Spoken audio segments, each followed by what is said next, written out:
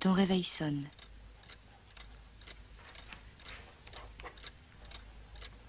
Tu ne bouges absolument pas. Tu restes dans ton lit. Tu refermes les yeux. Ce n'est pas un geste prémédité. Ce n'est pas un geste d'ailleurs, mais une absence de geste. Un geste que tu ne fais pas. Des gestes que tu évites de faire. Tu t'es couché tôt. Ton sommeil a été paisible. Tu avais remonté ton réveil. Tu l'as entendu sonner.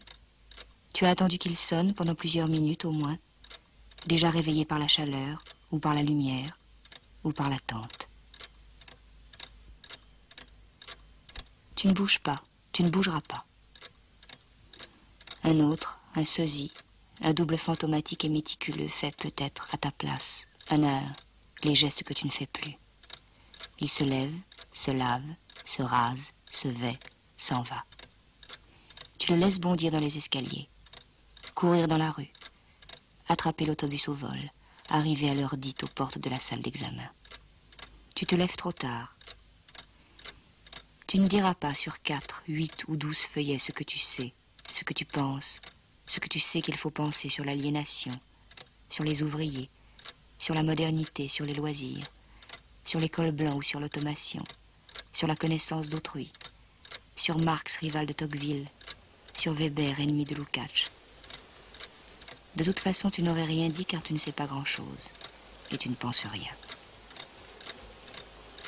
Ta place reste vide. Tu ne finiras pas ta licence, tu ne commenceras jamais de diplôme.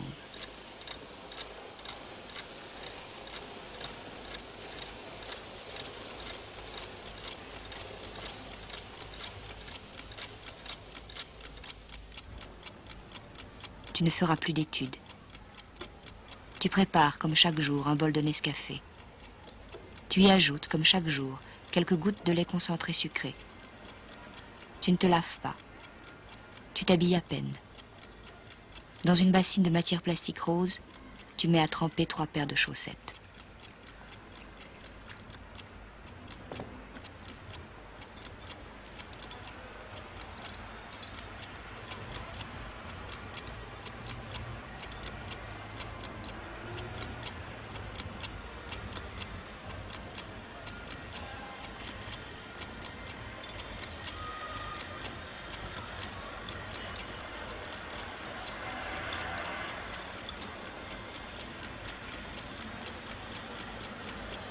Tu ne vas pas à la sortie de la salle d'examen t'enquérir des sujets qui ont été proposés à la perspicacité des candidats. Tu ne vas pas au café où la coutume aurait voulu que tu ailles, comme chaque jour, retrouver tes amis. L'un d'eux, le lendemain matin, va gravir les 6 étages qui mènent à ta chambre. Tu le laisseras frapper à ta porte, attendre, frapper encore, un peu plus fort, attendre encore, frapper faiblement, t'appeler à voix basse, hésiter, redescendre.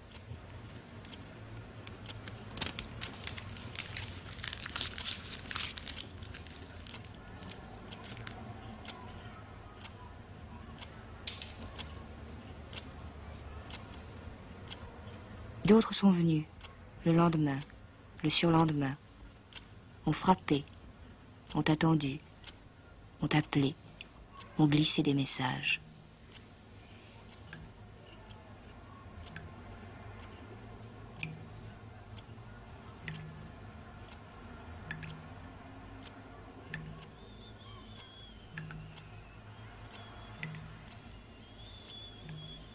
Tu restes étendu sur ta banquette étroite, les bras derrière la nuque, les genoux hauts.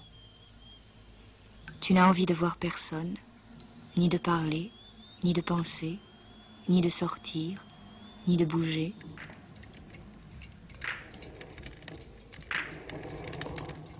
C'est un jour comme celui-ci, un peu plus tard, un peu plus tôt, que tu découvres sans surprise que quelque chose ne va pas, que tu ne sais pas vivre, que tu ne sauras jamais. Le soleil tape sur les tôles du toit. La chaleur dans la chambre de bonne est insupportable. Tu es assis, coincé entre la banquette et l'étagère, un livre ouvert sur les genoux. Tu ne lis plus depuis longtemps. Tes yeux restent fixés sur une étagère de bois blanc, sur une bassine de matière plastique rose dans laquelle croupissent 6 chaussettes. La fumée de ta cigarette abandonnée dans le cendrier monte, rectiligne ou presque, et s'étale en nappe instable sous le plafond marqué de minuscules lézardes.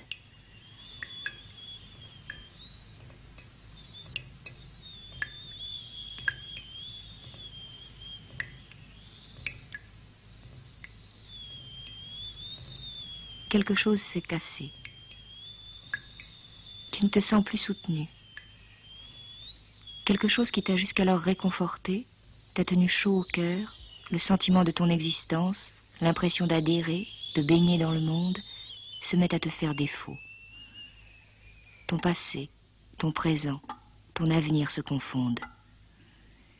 Ce sont la seule lourdeur de tes membres, ta migraine insidieuse, l'amertume et la tiédeur du Nescafé, ce boyau en soupente qui te sert de chambre, ce galetas long de 2,92 m, large d'1,73 m, soit un tout petit peu plus de 5 mètres carrés, cette mansarde dont tu n'as plus bougé depuis plusieurs heures, depuis plusieurs jours. Tu es assis sur une banquette trop courte pour que tu puisses, la nuit, t'y étendre de tout ton long, trop étroite pour que tu puisses t'y retourner sans précaution. Tu regardes, d'un œil maintenant presque fasciné, une bassine de matière plastique rose qui ne contient pas moins de 6 chaussettes. Tu restes dans ta chambre, sans manger, sans lire, presque sans bouger.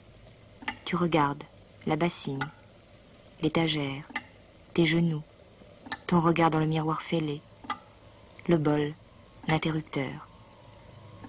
Tu écoutes les bruits de la rue, la goutte d'eau au robinet du palier, les bruits de ton voisin, ses raclements de gorge, ses quintes de toux, le sifflement de sa bouilloire. Tu suis sur le plafond la ligne sinueuse d'une mince fissure, l'itinéraire inutile d'une mouche, la progression presque repérable des ombres.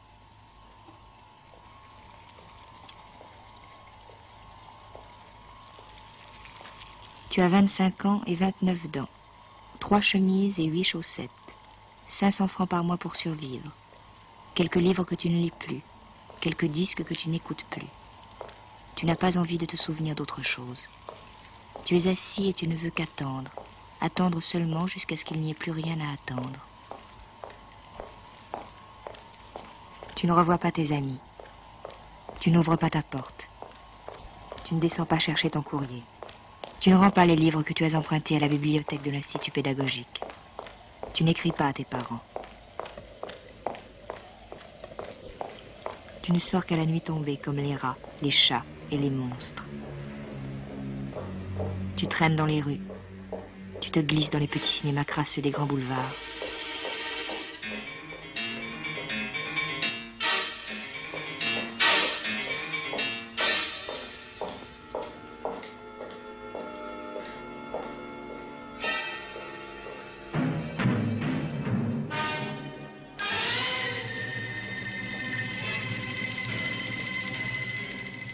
Parfois tu marches toute la nuit, parfois tu dors tout le jour.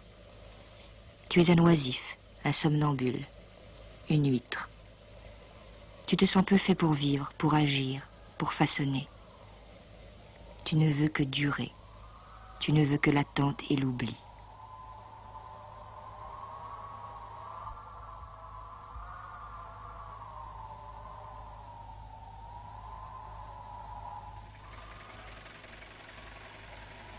Tu ne rejettes rien, tu ne refuses rien. Tu as cessé d'avancer, mais c'est que tu n'avançais pas. Tu ne repars pas, tu es arrivé. Tu ne vois pas ce que tu irais faire plus loin.